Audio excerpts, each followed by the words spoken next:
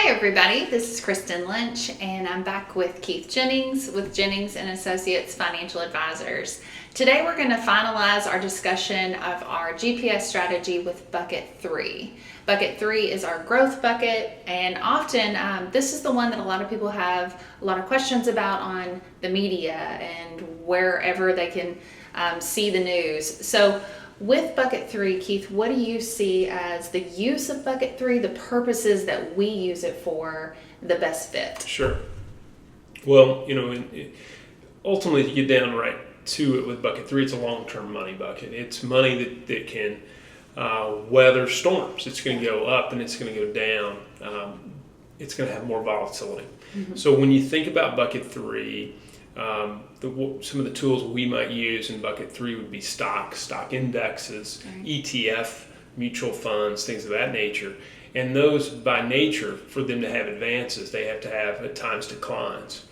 So if you think about those declines, most people think about stock market declines as a negative thing. Right, terrified. They're terrified. And essentially, there is some reality that can be terrifying, particularly if you have too much of a good thing. Exactly. So if a family is overweighted in what we call Bucket 3, or mm-hmm. Bucket 3 is the entirety of their portfolio, absolutely, it can be a real issue.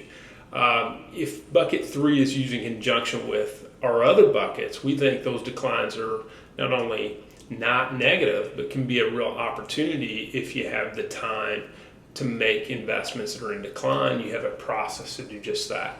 So Bucket 3 is 7 to 10 years or more. I always use Buffett's line, the best timeline for an investment is forever.